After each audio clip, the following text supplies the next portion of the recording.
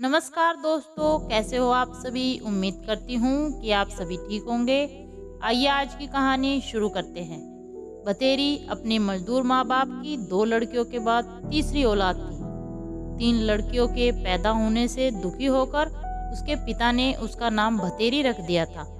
बतेरी का अर्थ था बहुत, और बतेरी के माता पिता अब चौथी लड़की नहीं चाहते थे। खैर, बतेरी का नाम सार्थक हुआ। उसके बाद एक लड़के का जन्म हुआ, लेकिन बतेरी अभी भी एक बोझ ही थी। जब बतेरी 6 वर्ष की हुई तभी उसका बाप मर गया। पिता की मौत के बाद घर में अब उसकी माँ विमला, दादी रज्जो ही थे, जो इन चारों भाई बहनों का भरण पोषण कर रहे थे। बतेरी की दादी रज्जो को आज भी बेटे की मौत से ज्यादा दुख ये था कि बतेरी का बाप अपने पीछे 3 लड़कियों को छोड़ गया था। वो अक्सर कहा करती थी, खुद तो मुक्ति पाली, अब पता नहीं मेरा बुलावा कब आएगा, कब भगवान इन नरकों से मुझे मुक्ति देगा। बतेरी ने लड़की होने के कारण अपनी पूरी जिंदगी अपने परिवार की घृणा और धुतकार ही सही। पति की मौत के बाद बतेरी की माँ विमला भी भाव शून्य हो गई थी। उसे भी अब अपनी 3 बेटियां जिम्मेवारी नहीं, बोझ ही दिखाई देती थी। जब बतेरी 12 वर्ष की हुई तो उसे ब्लड कैंसर हो गया। डॉक्टर ने बताया कि काफी रुपया भी लगेगा और परिवार में से ही किसी को अपनी किडनी देनी पड़ेगी। डॉक्टर ने साफ कहा था कि देने वाले की जान को कोई खतरा नहीं होगा।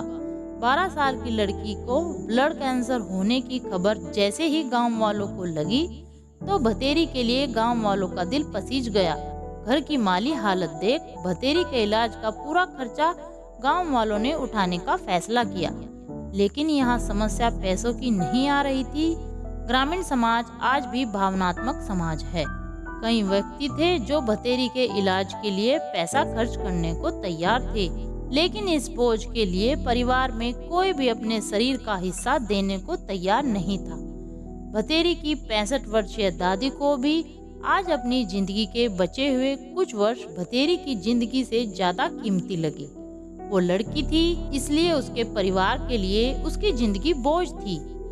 अपनी बीमारी से घुटती बतेरी आज मर चुकी थी। घर पर काफी लोग जमा थे। सब बतेरी की माँ को और दादी को ढाढ़स बधा रहे थे और उनकी गरीबी को कोस रहे थे। आज मृत बतेरी का चेहरा शांत था। उसने अपनी जिंदगी में बस अपने परिवार की दुत्कार सही थी और बाद के कुछ समय बीमारी की पीड़ा, लेकिन आज वो शांत लग रही थी। क्या इच्छा रही होगी उसकी अंत समय में। एक बार उसे कहते सुना था, माँ आदमी मरने के बाद अलग अलग रूप में जन्म लेते हैं, कुत्ता, कीड़ा, चूहा या पालतू पशु। माँ, मैं तो पालतू पशु या कीड़ा बन जाऊंगी, पर कभी भी औरत बनकर पैदा नहीं होंगी।